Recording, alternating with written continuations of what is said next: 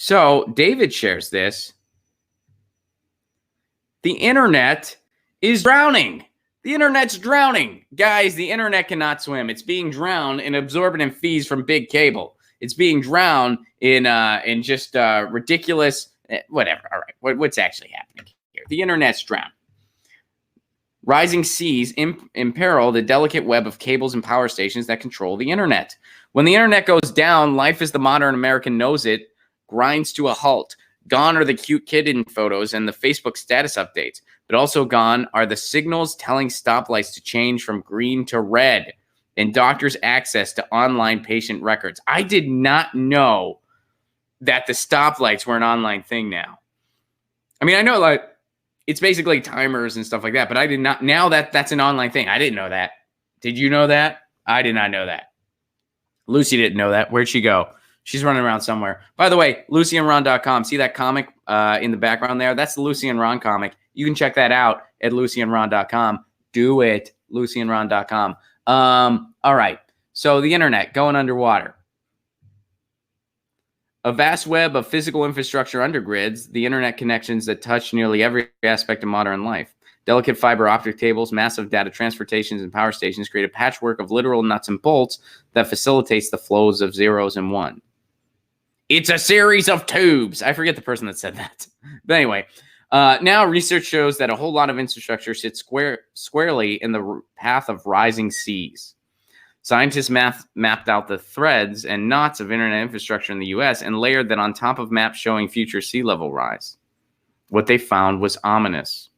Within 15 years, thousands of miles of fiber optic cable and hundreds of pieces of other key infrastructure are likely to be swamped by the encroaching ocean.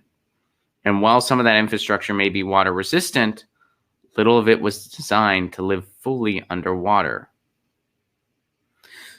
So much of the infrastructure that's been deployed is right next to the coast, so it doesn't take much more than a few inches or a foot of sea level rise for it to be underwater, says study co-author Paul Barford, a computer scientist at the University of Wisconsin-Madison. It was all deployed 20-ish years ago when no one was thinking about the fact that sea levels might come up. This will be a big problem. So internet infrastructure will soon be underwater unless they're moved back pretty quickly. So when we have to act on climate change, and we have 12 years to really change things, otherwise, there's going to be permanent effects that we're going to have to deal with and adapt to, or we might not make it. We might not make it. So that's what we're facing. Now, something else that's going on here, we have to move our internet infrastructure or it's going to be underwater. And it's not meant to live underwater unless we can get SpongeBob to man the infrastructure there. We can build a pineapple house for it where SpongeBob and the sea turtles keep an eye on things. Then Sebastian the crab sings to it. So we got to move our internet infrastructure. How crazy is that? It might be underwater. Now, if that all goes down and our internet infrastructure goes down, traffic lights. Now, I didn't know traffic lights were connected, but that goes away. The internet as we know it goes away. The internet, of course, is a utility in our lives. It should be protected as one. It's not, by the way, but it should be. So hopefully something's done. They have 15 years to move this infrastructure. We got the technology and the resources to do it. Will we do it? I certainly freaking hope so. They should just move it to like the middle of the country or something. It should be hubbed in Montana or something like that. Winters are harsh there. Hub it somewhere like just right in the middle.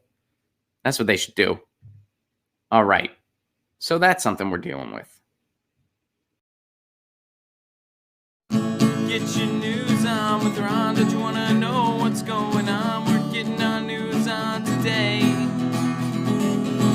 Get your news on with Ron. Don't you want to know what's going on? We're getting our news on today. You can tweet me an article at Ron Placone. We'll go through it together and